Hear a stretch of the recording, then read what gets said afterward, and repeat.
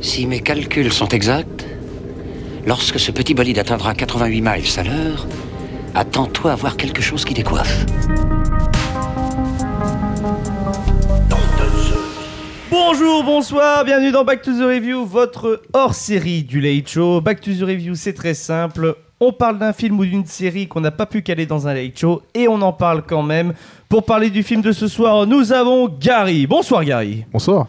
Nous avons Lucas. Bonsoir Lucas. Bonsoir. Nous avons Jérôme. Bonsoir Jérôme. Bonsoir. Et nous avons Maxime. Bonsoir Maxime. Bonsoir. Oh là là là là, quelle voix incroyable. Pour le film d'aujourd'hui, nous allons parler des Trois Mousquetaires, chapitre 1, D'Artagnan. Tout de suite, extrait audio. Qui est cet enfant? D'Artagnan, votre majesté. 3 duels en 3 heures avec 3 mousquetaires.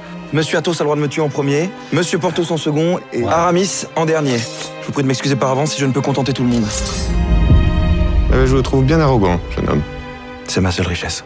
Et je la mets tout entière au service de Sa Majesté. Les Trois Mousquetaires d'Artagnan est réalisé par Martin Bourboulon. C'est écrit par Alexandre de la Palotière et Mathieu Delaporte. Voilà, on retrouve François Civil, Vincent Cassel, Pio Marmaille, Romain Duris et la merveilleuse, l'incroyable, l'indomptable Eva Green. Ah là là là là. Bref, alors les amis, je pense qu'au niveau du scénario, on va demander à Maxime de nous raconter un petit peu ce premier opus des Trois Mousquetaires. Oui, le scénario, je pense que tout le monde a un petit peu... Meilleur argument, hein. Le scénario, bon. Je veux dire, après, c'est une adaptation. C'est Roland Dumas, quoi. Alexandre. Oui, pardon. C'est François à peu près clusé. C'est à peu près clusé. Non, après, le scénario, je veux dire, c'est une énième adaptation. Alors, ok, voilà. Une adaptation du chef-d'œuvre d'Alexandre Dumas, c'est marqué dans la bande-annonce, merde. Non, mais bien sûr, mais les Trois Mousquetaires, voilà, tout le monde sait, ces Trois Mousquetaires. Après, c'est une adaptation. Moi, je vais pas forcément être objectif. Moi, j'ai adoré le film. Voilà. D'accord. Donc, il n'y a pas d'histoire. Tu donnes ton avis tout de suite. Non, mais voilà. Bon, bref, ça raconte l'histoire en fait d'un jeune homme qui s'appelle D'Artagnan et qui va en fait monter à la capitale pour essayer de devenir mousquetaire. Voilà, il va rencontrer sur son chemin Athos, Porthos et Aramis. Donc, 3 mousquetaires, 3 personnes qui sont à la charge, on va dire, de la sécurité du roi. Voilà. Et puis il va leur arriver en fait des aventures que je pense vous connaissez puisque c'est une énième adaptation du récit d'Alexandre Dumas. Voilà, donc les Trois Mousquetaires. Alors, maintenant, Maxime, ton avis sur le film? Tu peux nous le donner? Eh bien, mon avis, déjà la bande-annonce m'a donné très très très envie. Je veux dire, l'action, la musique, ça bouge tout le temps. C'est français. Et pourtant, on n'aurait pas forcément dit encore un énième film français un peu longuet, un peu chiant, hein, parce qu'on va pas se mentir. Et ça m'a donné envie. Et du coup, moi, j'ai adoré ça. J'ai adoré l'action, les acteurs. Voilà, moi, il y a tout qui me plaît, les lumières, les costumes, c'est très très très bien fait, c'est très bien réalisé, et je suis content que le cinéma français envoie comme ça un petit chef-d'œuvre. Voilà. Je suis totalement d'accord. Pour rappel, donc le dernier film donc de Martin Bourboulon, donc c'était tout simplement Eiffel. Gary, toi, tu avais beaucoup aimé. Oui. Eiffel. Tu nous avais même parlé et recommandé ce film lors de notre émission spéciale cinéma français. Donc je pense que tu attendais un petit peu les Trois Mousquetaires vis-à-vis de la bande-annonce, mais quand je t'ai dit que c'était lui qui l'avait réalisé, on va dire ton envie avait surcroît. Est-ce que tu as été déçu ou tu as apprécié ce film? Non, beaucoup apprécié ce film, oui. Parce qu'on dit que c'est une énième adaptation, mais moi, j'ai pas souvenir d'avoir déjà vu un film Les Trois Mousquetaires auparavant. D'accord. Mais parce que je suis nul, tu vois. Mais mais non.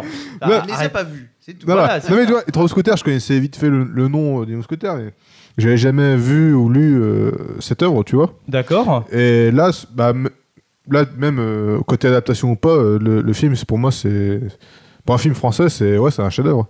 La réalisation est impeccable, je trouve. Les acteurs, j'aime beaucoup les acteurs aussi. Celui qu'on retrouve dans Eiffel, justement, je sais plus comment il s'appelle. Romain Duris. Ouais, et lui, il gère, quand même. on restera là-dessus. Ah, il gère. Hein. Il gère. Non, et puis, ouais, Les costumes sont incroyables, la réalisation est incroyable. Les acteurs sont bons, voilà, il y a tout qui est bon dans ce film, pour moi.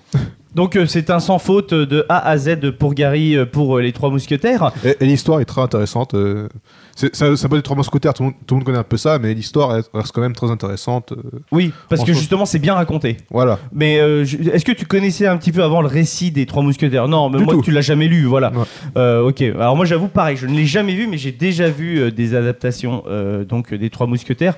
Un téléfilm apparemment que j'ai souvenir qui était sorti, qui s'appelait D'Artagnan et les Trois Mousquetaires, donc qui était produit par TF1 avec Vincent Elbaz. Voilà. Moi c'était Mickey, Dingo et Donald, les Trois Mousquetaires. Oui, aussi, voilà. Également, oui. Et par contre, j'en ai vu un moins bon, donc un film réalisé par Paul W.S. Anderson, donc qui s'appelle Les Trois Mousquetaires, avec Mila Jovovich en Milady et Orlando Bloom dans un des rôles des Mousquetaires. Tu ne l'as pas vu? Et avec et c'est Logan Lerman. C'est Logan Lerman qui réalise qui joue D'Artagnan. Et surtout avec un bateau qui vole. Qui vole, quoi. C'est ça. C'est drôle. Au moins, c'est drôle, mais c'est pas une bonne adaptation. Mais c'est très drôle. Mais quelle idée de mettre un bateau qui vole? Ah non, mais c'est pas Peter Pan. Ah non, mais bon, c'est. Non, en fait, t'as vu ce qu'il a fait de Resident Evil, bon bah voilà. Hein. Non, en gros, il a mis un peu un univers steampunk dans cet univers des Trois Mousquetaires. Donc, la seule bonne chose de ce film, c'est Walt qui fait Richelieu. Ah oui, Christopher Waltz, oui, c'est vrai. Lucas, quel est ton avis un petit peu sur les Trois Mousquetaires, le film D'Artagnan? Oui, j'ai bien apprécié, quoi. Je pensais pas que François Civil remettrait en doute ma sexualité, mais... Ah, il est beau, hein. Ah, qu'il est beau. Ah, il est beau, hein. Non, mais en vrai, je trouve que j'avais peur justement de François Civil en D'Artagnan. D'accord. Parce que... je sais pas, j'avais ce truc de me dire, je sais pas s'il va vraiment faire vraiment le côté, le mec qui veut être mousquetaire, qui est un peu désinvolte et tout ça, mais qui va essayer de rentrer dans, mais au final, je trouve que ça allait bien. Après, voilà, il y a beaucoup de passages un peu, mémorables, hein, notamment Porthos qui parle de. Qui mange à tous les râteliers, mais... Ah oui. Voilà. Et c'est un bon vivant. Un jarret est un jarret. Oui, un jarret est un jarret. Mais oui, non, franchement, je trouve que c'était une bonne adaptation. Puis, hâte de voir la suite, j'ai envie de dire. Moi, je noterais surtout, c'est le mec qui dormait pendant la séance. Et, il balance déjà l'anecdote. Mais j'avais envie d'en parler. Le petit ronflement. Non, mais c'est vrai. On a eu un mec qui s'est endormi. Oui. Gros blanc, gros moment où le ronflement. T'as rien sur la fin. Sur la fin, c'est dommage. Mais il était peut-être fatigué, c'est tout. C'est pas qu'il a peut-être pas aimé le film, mais il était juste peut-être claqué de la journée. On était séance un peu tard aussi. Voilà, mais c'est vrai que ce pauvre homme en fait s'est endormi malencontreusement et sa femme ne l'a même pas réveillé quand tout le monde l'a entendu. Ça, c'est terrible. C'est honteux. C'est honteux, les amis. Voilà. Alors justement, j'ai fait vite fait un tour sur les adaptations donc qu'on pouvait retrouver bien entendu des Trois Mousquetaires.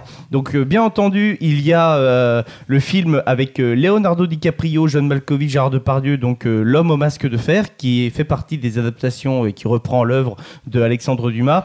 On a les Trois Mousquetaires donc justement en 3D. De Paul W.S. Anderson. Les deux, donc on a Les Trois Mousquetaires réalisés par Sergei Gigonov, donc en 2013, donc une adaptation russe, apparemment. Il y a un film en 1979 donc, qui a été réalisé par Ken Anakin qui s'appelle Le Cinquième Mousquetaire. On a Le Retour des Mousquetaires, donc, qui est une adaptation des franco-anglo-espagnol. Et attention les yeux les amis, en 1973, on a un film qui s'appelle Les Rangers défient les karatékas. C'est une adaptation des Trois Mousquetaires et le titre italien est incroyable parce que c'est Tutti por uno, botte per tutti. C'est beau, putain. Qu'est-ce que c'est ça? C'est réalisé par Bruno Corbucci. Et j'aime bien ce que Wikipédia le dit. Au vu du titre français, quand même, on peut se poser des questions. C'est une adaptation très fantaisiste qui transpose les personnages dans un univers de western spaghetti. Voilà, incroyable. Bref, si vous voulez retrouver ces films, n'hésitez pas. Je pense qu'un BitTorrent suffira. Et puis il y a la fille des Trois Mousquetaires aussi, il me semble. La fille des Trois Mousquetaires. C'est pas une série télé, c'est pas un téléfilm. Non, il me semble que c'était un film et je me demande si la fille c'est pas Vanessa Paradis. J'ai le fils de D'Artagnan en 1949. Attends, Vanessa Paradis, c'est dans les années 80, je pense, 80-90. L'homme au masque de fer, D'Artagnan, les trois mousquetaires. Non, j'ai pas pour la télévision. On a les trois mousquetaires, D'Artagnan et les trois mousquetaires, celle que je vous disais. On a Milady, voilà, donc avec Ariel Dombal en 2004. D'Artagnan, Vincent Elbaz, voilà. Bref, un peu compliqué. Et on a une série qui a été avec Peter Capaldi qui joue Richelieu, voilà, qui s'appelle The Musketeers. Voilà, qui est sorti en 2014 et qui s'est terminé en 2016. Voilà. Donc je ne l'ai pas retrouvé, celle avec Vanessa Paradis. Il me semble, enfin j'affabule peut-être, mais il me semblait qu'il y avait ça. Ok, Jérôme, ton avis un petit peu sur les mousquetaires. Je vais rechercher pendant ce temps-là. Mon avis sur les trois mousquetaires, c'était super bon film. La bande-annonce, elle était absolument géniale. Le film l'est tout autant. La bande-annonce en plus montre très peu du film, et ça c'est une qualité. Qui est rare de nos jours. Non mais c'est vrai, enfin, je veux dire, voilà, ce qu'on voit dans la bande-annonce, grosso modo, c'est ce qui se passe dans les 20 premières minutes du film, et le reste, du coup, même si de toute façon c'est un thème ressucé, c'est ce qui me faisait un peu peur, parce que tout le monde connaît l'histoire, etc. Et bien là, il y a des aspects de l'histoire que j'avais jamais vu adaptés. Alors je sais pas si c'est dans l'œuvre de Dumas directement, mais par exemple tout le côté complot avec les protestants, etc. J'en avais jamais entendu parler, que ce soit dans les adaptations que j'avais déjà vues en tout cas. Ça, j'ai trouvé ça très fort. La présentation des personnages, même si on les connaît tous, Athos, Porthos, Aramis, etc., qui se passe dans une taverne, avec donc Porthos qui est là en train de dire à D'Artagnan, ouais, tu vois, lui c'est un tel, et puis plutôt comme ça. Enfin, je veux dire, la phrase pour Athos, il a ses démons et il les noie dans l'alcool, mais quelquefois il a oublié qu'ils avaient appris à nager. Je trouve ça mais génial, quoi. C'est juste parfait. Et pour Aramis, elle est tout aussi bien. Je veux dire, quand il dit ouais, c'est un jésuite et le matin il se rêve pape et le soir c'est un grand guerrier. Waouh, enfin des mousquetaires qui ont un mousquet, nom de Dieu. C'est ça qui faisait qu'un mousquetaire était un mousquetaire, c'est que c'était le corps d'armée du roi qui avait des mousquets. Ils en ont là. C'est pas juste ils ont des épées et ping, ping, ping, ping, on se bat contre les vilains gardes de Richelieu. Ah, merci un petit peu. Un peu plus de contexte encore. La Milady, elle est ouf. Eva Green, franchement, on a rarement l'occasion de la voir en français, dans un film français. Franchement, on dirait sa mère, quoi. À chaque fois qu'elle prend la parole, moi j'entends Marlène Jobert que j'avais dans mes cassettes audio qui me racontait comment La Belle au bois dormant ou Le Chat botté, par exemple, quand j'étais petit. Mort et enterré. Mort et enterré. J'adore. C'était ouf. Franchement, c'était ouf. Le seul défaut que je verrais éventuellement, c'est qu'il y a des moments du film où les noirs sont trop bouchés. Et ça gâche la lisibilité de la scène. C'est un peu dommage. Donc là, c'est vraiment un problème de colorimétrie et tout ça. Un problème de colorimétrie. Ça aurait été, si ça avait été aussi bien géré que dans le film Caravage, qui était à fond sur le clair-obscur, etc., qui était magnifique au niveau des lumières sur sa réal. Ça aurait été un grand plus. Alors je sais pas, aller chercher le chef-op pour les suites ou je sais pas. C'est déjà dans la boîte a priori. Mais voilà, et pareil, c'est Louis Garrel en Louis XIII. Phénoménal. Alors je pense à Louis Garrel parce que justement il était déjà dans Caravage. Et enfin il est ouf, quoi. Très bon acteur. Ouais, très très bon. Très bon. Enfin, voilà. En Louis XIII. C'était franchement une masterclass. Grosse déception quand j'ai vu le public que j'avais avec moi dans la salle. Il y avait que des yeux. Ah bah oui. Hein. Non, mais je me suis dit, mais c'est pas possible en fait. Ils l'ont pas marketé comme il faut, ce film. Enfin, ils ont pas réussi à le rendre.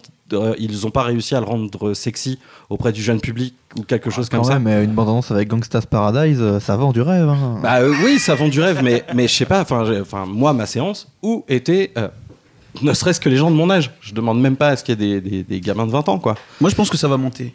Ouais, franchement, c'est ce que je lui souhaite parce que c'est un film. Du bouche à oreille, je pense. C'est un film d'une très bonne qualité et ce serait dommage en fait que les gens passent à côté pour une fois qu'on a une coproduction européenne qui est super propre avec un casting de ouf. Merde, quoi. Je suis d'accord. Et en plus, j'irais même plus loin. Je dirais même que, contrairement à Astérix et l'Empire du Milieu, où vraiment on se posait la question comment ce film peut coûter 65 millions d'euros. Là, je pense que les Trois Mousquetaires, on doit être sur un budget similaire pour les deux films. Donc, globalement, c'est déjà beaucoup plus expliqué déjà dans la réalisation, quoi. On en parle ou non que chaque scène de baston, et il y en a 3, sont en plan séquence. C'est du plan séquence. Et en plus de ça sert le propos, parce que on va dire pourquoi. Le plan séquence au cinéma, il est là pour montrer une vraie temporalité. Je ne vois pas 72 millions pour le diptyque. Pour les deux. Pour les deux. Donc voilà. 65 millions, l'Empire du Milieu. Donc oui. Voilà. On en est là. Mais là pour deux films. Pour deux films. Il y a combien qui passent dans le salaire des acteurs? Bah, tu parles pour les 65 millions de... Pour Astérix. Ouais, mais c'est limite du blanchiment d'argent à ce niveau-là. non, mais attends, sans déconner, on en parle ou pas? Là, t'as des vraies bagarres, des vraies scènes avec de l'intensité. Moi, je te rejoins là-dessus. Je trouve que la dynamique est incroyable et qu'on ne s'ennuie jamais. C'est-à-dire que à chaque fois qu'on pense qu'il va y avoir un moment un petit peu longuet, eh bien, pas du tout, ça rebondit, voilà, il y a de l'action, il y a l'histoire qui suit, et je trouve ça incroyable. Voilà. Bah, franchement, et comme je le disais là avant que tu me montres les 72 millions, Maxime, c'est surtout le plan séquence sert le propos. Il est là pour montrer comme quoi, pendant 10 minutes, bah, ils en chient leur mère, quoi, et ils y arrivent. Et c'est-à-dire que quand on termine la séquence, François Civil, il est épuisé, mais toi aussi, t'es épuisé. Voilà. Tu vois ce que je veux dire? On ressent que le personnage s'est bien battu et qu'il a quand même souffert. Non mais c'est clair. Et puis le côté épuisant, bah, tu l'as avec le côté shaky cam qui te fait mal au crâne un peu. Hein. Moi je me suis dit, ça va pas être comme ça à chaque fois qu'il y a une storm quand même. Et bon si, mais c'est vrai que du coup ça renforce le côté immersif. Et vu comme ça bouge, la chorégraphie qu'il y avait derrière.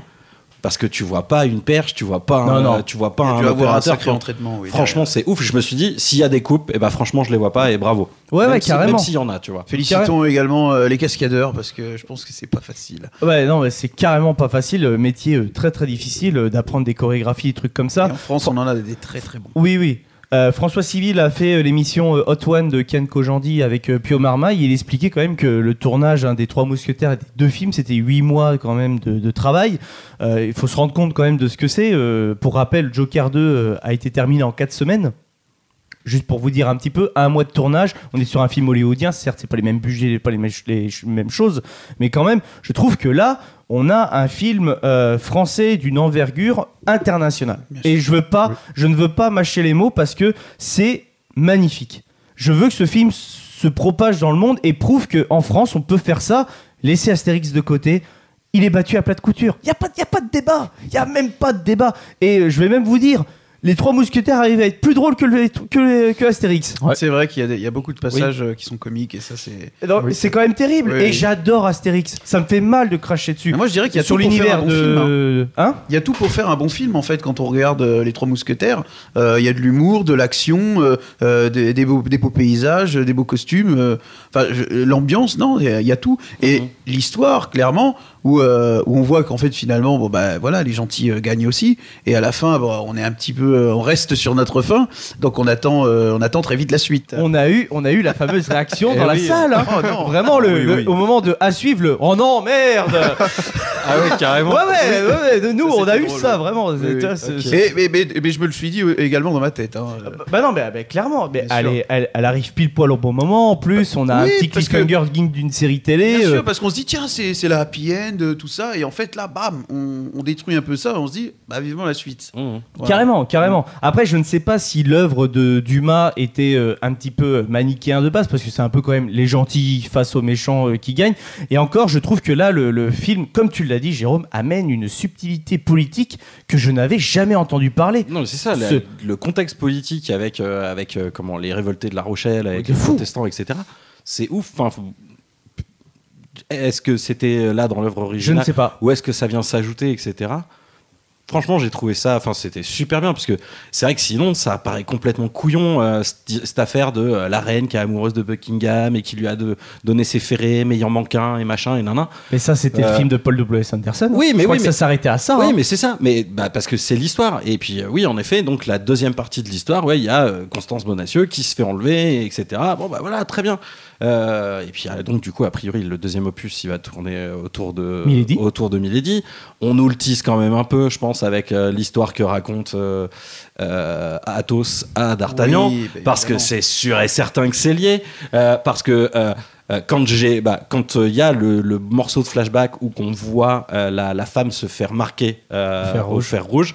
Je le sais que Milady elle est marquée au fer rouge parce que dans une adaptation en dessin animé en plus il y avait ce côté là et du coup là je me suis dit mais ça rajoute tellement de profondeur je suis d'accord, à tout le truc totalement d'accord. Putain, je veux voir la suite quoi. Totalement d'accord et je savais pas qu'elle était marquée au fer rouge on va dire moi de base mais j'ai senti vraiment et c'est là que tu sens qu'ils sont quand même très très forts et que Vincent Cassel et Eva Green ils se connaissent parce qu'ils ont fait la fameuse série Apple là, qui est en train de sortir actuellement ensemble ils se connaissent ils savent jouer ensemble et je pense qu'ils ont beaucoup apprécié le tournage de Apple.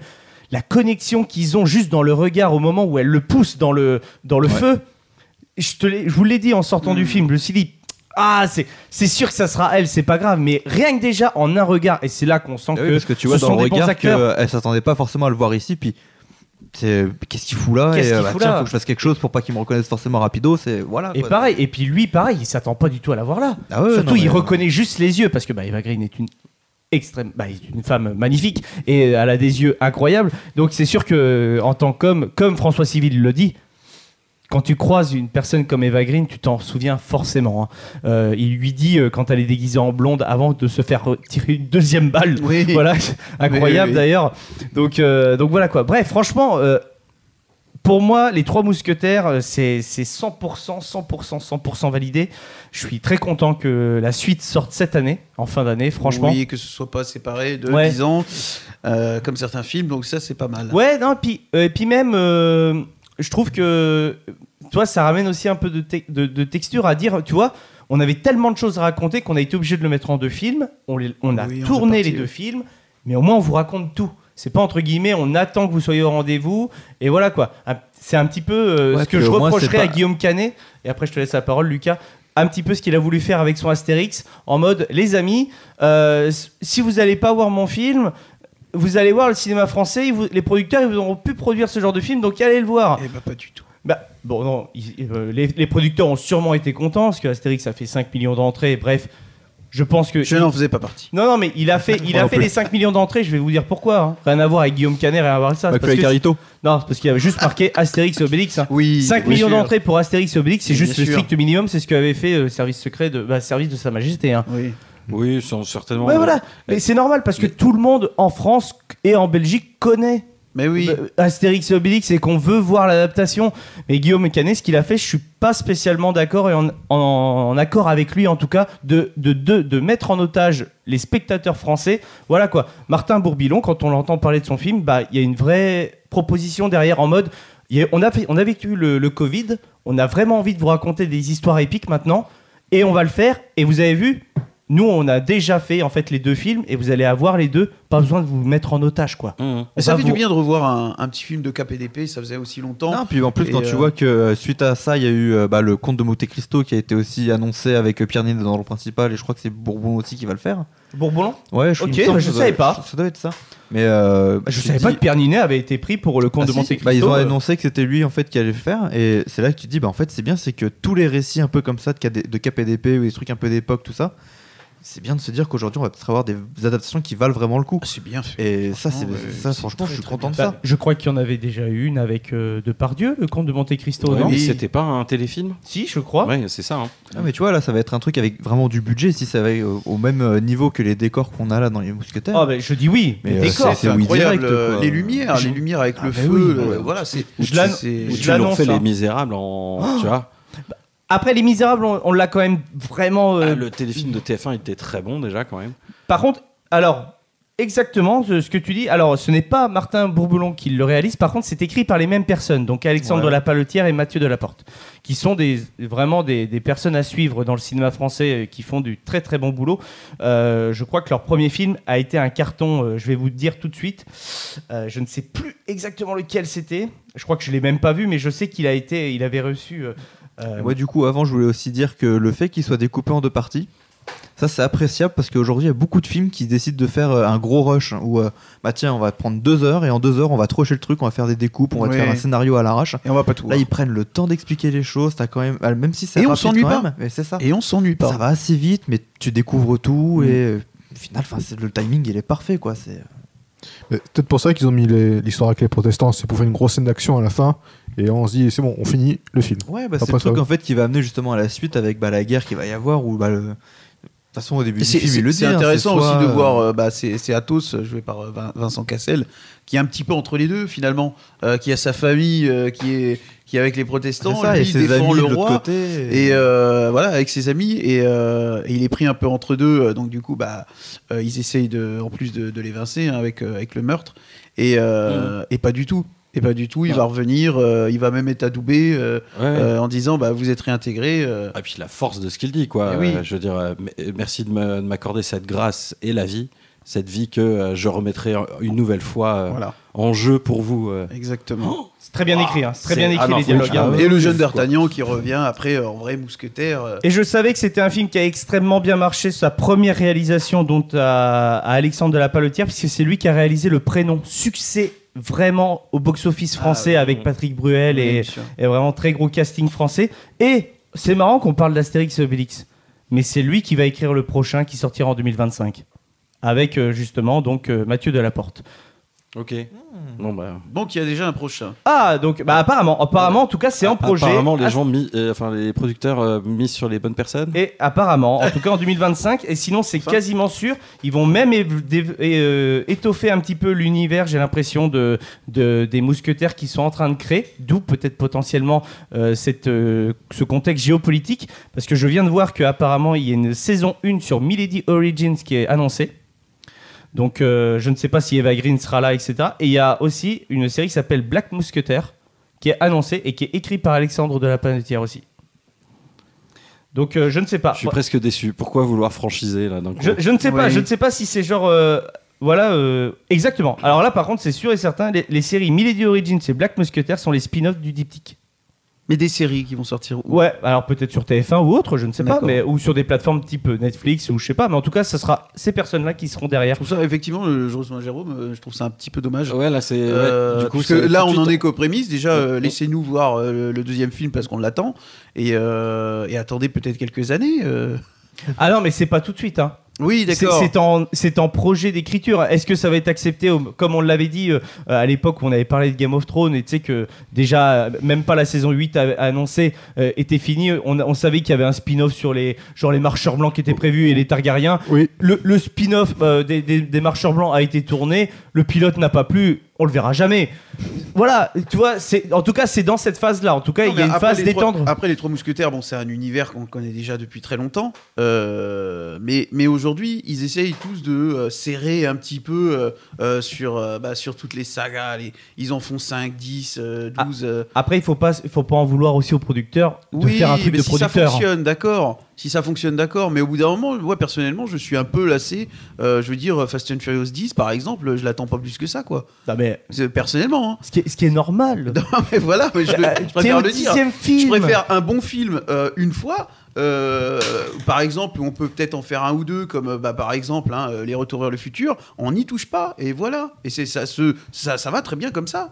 Ça va très bien comme ça. On n'a pas besoin de plus, on n'a pas besoin de développer l'univers, alors qu'on pourrait.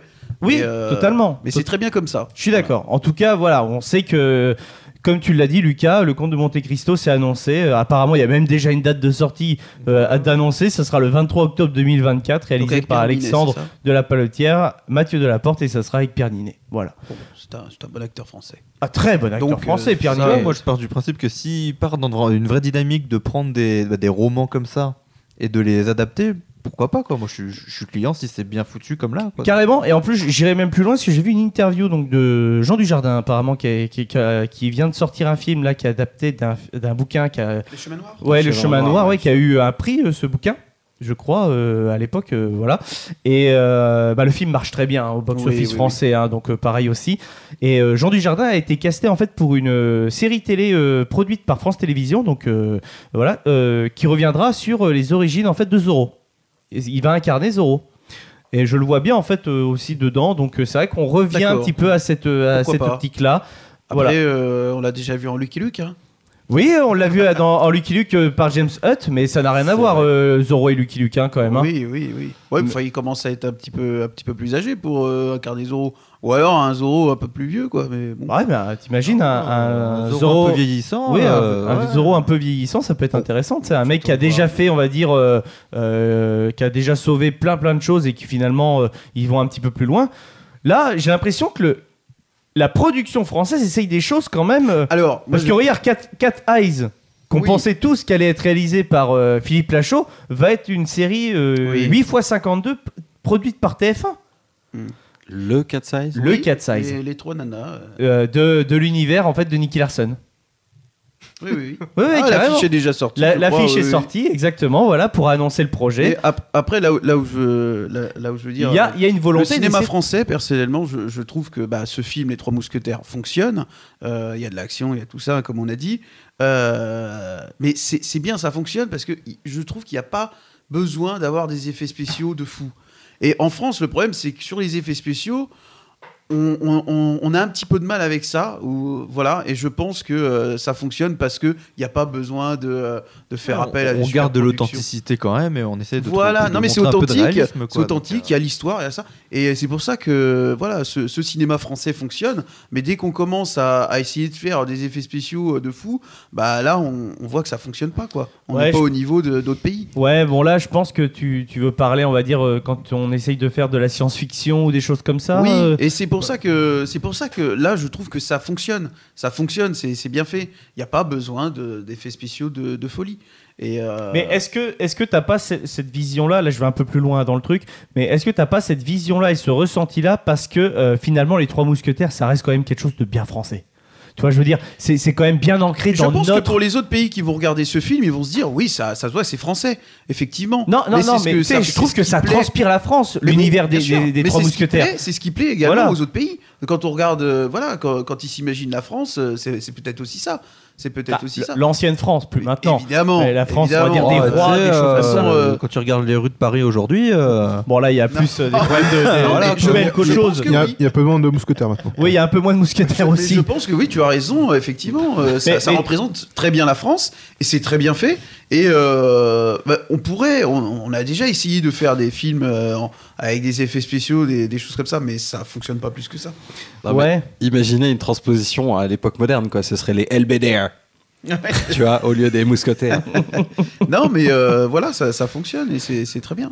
Oui, non, mais oui, je suis d'accord. Moi, je pense que t'as cette idéologie-là parce que les Trois Mousquetaires, ça transpire vraiment la France. Et quand ils essayent, on va dire, outre-Atlantique et outre-Manche, de faire ce genre de choses, comme par exemple la série Les Mousquetaires ou le film de Paul W.S. Anderson derrière, on sent que c'est du faux. C'est que ça veut raconter le récit parce que le récit est un chef-d'œuvre et je pense que tout le monde qui a pu lire Alexandre Dumas le sait que c'est quelque chose que, à mon avis, qui est ancré dans la littérature internationale et surtout qui représente bien le style d'écriture de l'époque. Par contre, voilà, mais quand tu regardes ces films-là, ça sonne faux, ou la série, ça sonne faux parce que ils sont pas français, quoi. Oui. Je vois plus personne d'autre jouer un gars comme Athos, comme Vincent Cassel, quoi. Pour moi, Athos, c'est Vincent Cassel, comment il l'interprète là, et même quoi. les Pio acteurs... Marmaille en Porthos, franchement, il faut avoir les balls. Les balls, moi, dans ma tête, le dernier Porthos que j'avais en tête dans un film, c'était Depardieu. Ouais, c'était Depardieu, ouais. C'est ça. Non, mais les acteurs, bonhomme, quoi. Les acteurs qui soient... c'est vrai que les acteurs... aussi. Hein Bon vivant aussi. Ouais, Bon bon vivant vivant aussi, aussi, mais tu du vois. coup, le bon vivant, il te montrait différemment, quoi. Oui, là c'était plus branché à alcool à fond de par Dieu. Alcool, non, mais pareil, hein, la bonne chair avec des gonzesses, c'était même mis, enfin plutôt en exergue et tout ça, c'était un peu. Ah, c'était limite. Bah c'est. Ouais, bah, carrément, Maintenant, c'est limite, ouais. Ah oui, non, mais oui, carrément. Mais les acteurs de ce film, qu'ils soient en premier plan ou en second plan, sont très bons. Oui. Voilà. Puis tu vois qu'il y avait une vraie alchimie aussi entre eux, déjà entre Oui. les acteurs. Exactement. Et qui ça se transpire dans les personnages, quoi. Et, Clairement. Je pense que quand même que quand tu fais un film Les Trois Mousquetaires, faut que les quatre acteurs ils s'entendent vraiment bien. Ah oui, puis là, ça il faut se qu'on voit. crée une Oui, alchimie. il y a quelque Tout chose. comme le duo Hervé et Jean-Claude, tu peux pas avoir une alchimie comme ça, quoi. Non, mais je parlais d'alchimie là. Voilà, parce que Oui, tu non, vois, mais- ils ont essayé de faire d'autres séries, Caméra Café. Oui. T'as pas la même mais bien alchimie. sûr. Mais Oui, Jérôme. Puis là aussi, ce qui se passe, c'est que les personnages sont crades. oui. Mais ce qui est- mais Enfin, l'ambiance ça les- générale. enfin, voilà, tout les rend C'est incroyable. vraisemblables en fait. C'est-à-dire, tu vois, ils ont les. Non, mais oui, c'est vrai. tout a été ils ont bien les pensé. Non, mais tu vois, ils ont les dents dégueulasses, etc. C'est pas un film Exactement. américain où ils ont le sourire bright, etc. C'est quoi. ça. Et c'est réaliste. Voilà. C'est réaliste et on accroche. Oui. Non, mais je suis d'accord. Je suis d'accord avec vous. J'ai adoré Voilà. ce film. Si vous aussi vous voulez parler de l'hygiène bucco-dentaire, donc au XVIIe Non, mais siècle, C'est laissez-nous un c'est commentaire. vrai que voilà, les costumes, l'ambiance, la crasse, Ouais, puis- ça rejoint cette époque en fait, et l'époque est bien représentée, je trouve, les Ouais, puis après, décors. c'est tout con, mais tu regardes par rapport juste au film, quand tu regardes le film, t'as toute la scène d'intro de ça, puis après le passage où D'Artagnan arrive à Paris et que là il croise les trois mousquetaires, mais trois différents. Oui. Il se prend la tête vite fait avec eux et il leur dit bah tiens tel jour, enfin Oui. à telle heure on fait ça. Mais c'est parce que c'est un Gascon fier de l'être. Bah tu vois. oui. Par contre, tu vois, je suis Mais- totalement d'accord avec toi. Bah, ça, je suis sûr, ça sort du bouquin parce que les répliques, je pense qu'ils ont été même jusqu'à aller Bah oui. chercher les répliques du bouquin parce que ça fait très vieux français comment ils le parlent. Et après, le français rend super bien. se Oui. contemporise un petit peu, je trouve. Ouais, non, mais Oui. ça rend bien. Le puis moment ça- où on les rencontre, c'est vraiment un truc à l'ancienne, très théâtral. Et comment ils Ah, voilà. deviennent Puis un c'est petit peu amis avec D'Artagnan, moi je trouve ça aussi bien amené. C'est très bien amené. Ouais, puis Au c'est le début, truc il où veut tu- se battre avec tout Quelle le monde. arrogance. Et finalement, il est arrogant, il a du répondant, et c'est ce qui leur plaît. Et finalement, bah, c'est pour Bah, ça qu'ils vont l'adopter, quoi. Bah, c'est surtout Entre parce qu'il guillemets. se retrouve un petit peu en lui parce que en fait finalement Ah oui. D'Artagnan c'est un melting pot des trois. C'est ça. Voilà, c'est beau putain ce que je dis. Bah ouais, c'est très très beau. Mais T'as le truc de il les croise après il va au point de rendez-vous avec un puis c'est là que tu vois qu'en fait ils sont tous j'ai amené deux Moi, témoins. j'ai- J'attends quoi, de j'avais voir deux si dans témoins. le second opus, on voit un petit peu plus l'histoire de son père aussi. Qu'on en apprend un petit peu plus parce que là on voit que en fait il vient par rapport à son père qui l'a recommandé par le capitaine donc de Tréville, c'est ça? Oui, capitaine de Tréville. Voilà, et j'attends de voir si on connaît un petit peu plus son histoire, voilà. Je sais que, en tout cas, dans l'œuvre de Paul W.S. Anderson, tout le début du film, et on parle, justement, il y a le père d'Artagnan, puisque c'est lui qui lui dit et qui l'emmène. D'ailleurs, je crois que le père, il meurt et tout ça, par une attaque de vilains. Parce que bon, c'est pas Oui. vraiment des gens, hein, c'est dans le film de Paul W.S. Anderson, c'est des vilains. hein. Les vilains, les méchants. C'est voilà quoi. Mais voilà, je le dis, je l'annonce dans cette émission. Pour ma part, je pense que il méritera largement un César du meilleur décor et meilleur costume. Je le dis. Et je trouve que ça touche même outre-mer. Et j'espère puisque qu'il sera nommé largement. il y a de l'anglais quand même. Il parle anglais à certains Ouais, moments. Buckingham. Et bien sûr. Et c'est pour ça que le rôle de Milady est encore plus incroyable. Mais oui. Parce que elle est bilingue, on le sait dans la vie de tous les jours. Eva Green, elle tourne énormément aux États-Unis. Elle reste française parce que c'est la fille de Marlène Joubert. Voilà. Alors juste à un moment donné, on entend bien l'accent français de celui qui accueille Buckingham justement. Welcome in Normandie, Buckingham. C'est vrai que ça va faire rire. Mais je suis désolé. On n'est pas meilleur maintenant. Alors, tu sais, Exactement. au XVIIe siècle, si ça se Exactement. trouve, il parlait probablement mieux anglais que nous. Tout à C'est fait. possible, largement fait. Non, possible. mais c'est- qui le maîtrise. À J'ai trouvé l'époque, ça, c'était plutôt le français, la langue internationale. Ah ouais, Ouais. Mm. d'accord. Ouais, Bah, toi, je ne savais C'est pas. plutôt les Anglais qui essaient d'apprendre le français. Et bah, là, on va dire, la tendance est inversée. Ah bah là, oui. Donc voilà, vous avez tout dit les choses, les amis. Vous avez envie de rajouter quelque chose? Ouais, on n'a pas parlé de la BO qui était incroyable. Roussel, il fait un taf de ouf. Putain, merci. Voilà. Oh, merci. Putain. Je sais pas vous, en sortant du film, je me suis dit, la BO, elle me fait penser à The Dark Knight. Oui. Oui. Oui. Les C'est pam, Enfin, même, moi, au-delà de ça, ça me faisait même plus penser aux musiques de Arkham City. Oui. Voilà. C'est vrai. Voilà. On a ce côté, T'as ce côté super-héros un peu, carrément. on montre des trucs épiques, donc il faut une musique C'est épique, ça. quoi. Je suis d'accord. Et la musique, elle est vraiment super bien. J'irais même un peu plus loin. Je pense que Martin Bourboulon, il s'est un petit peu inspiré aussi quand même de Christopher Nolan en règle générale. Rien que déjà dans la scène en Normandie où on arrive, où on a cette colorimétrie qui rappelle énormément le film Dunkerque. Ce gris très très pâle où on a l'impression que maintenant dès que t'es dans le nord, Bretagne, Normandie, tout ça, c'est comme ça la couleur chez nous, tu vois, mais il fait jamais beau. Hein. Moi, ça m'a fait penser justement à des vieux films ou des vieilles séries où ils mettaient un filtre en fait sur le jour pour que on voit qu'il fasse nuit en fait. Ouais, non, mais là t'as pas de nuit américaine. Hein. Ouais, ça. La course-poursuite Ouais, avec voilà, Milady, exactement. j'ai un petit doute quand même. Mais c'est une nuit américaine potentiellement, mais on est à l'étranger. Tu vois, quand ils sont en course-poursuite, ils sont sur les falaises anglaises. Ouais. Oui. Donc il faut donner une identité supplémentaire. Donc une nuit étrangère, tu veux dire? Une nuit étrangère. Non, mais voilà. Non, mais- moi, ça m'a fait penser. Même à si c'est une nuit ça, américaine, ça va, ça passe. C'est pas comme dans Les Visiteurs. tu Oh vois. putain, merci Frédéric. Bah, Il parle des Visiteurs 3, ouais. la Révolution, Celle des avec Franck Visiteurs. Dubosc. Ni celle qui est dans je sais plus quel épisode là de la série avec les Targaryens là. Il y a mais c'est dans l'épisode 8. 5 je crois, il y a quand ils font les obsèques Oui, du les vieux, là, obsèques. horrible. Ouais. Cette nuit américaine affreuse, on Pendant en a tout déjà l'épisode. parlé hein. C'est pendant dans tout House l'épisode. of the Dragon. Ouais, mais ça passe. Non, ça passe pas du tout. Il y a- Désolé, c'était dégueulasse. Et Targaryen Dragon, je m'en bats les couilles. Non, mais... L'objectivité selon Gary. Bah, moi, je connais dragon pas. égale bon. Voilà. Non, mais c'est un autre débat. Ah oui, Eragon, excuse-moi. J'avais pas envie de te... Ah putain, j'y ai planté le couteau. Excuse-moi. Gary est mort. Donc voilà, bah écoutez les amis, merci d'avoir donné votre avis sur les Trois Mousquetaires, donc chapitre 1 d'Artagnan. Franchement, c'était super. Impatient de voir Milady. Voilà, on en reparlera. C'est pour ça justement que je me suis dit que ça pouvait être intéressant de parler de ce film-là en Back to the Review.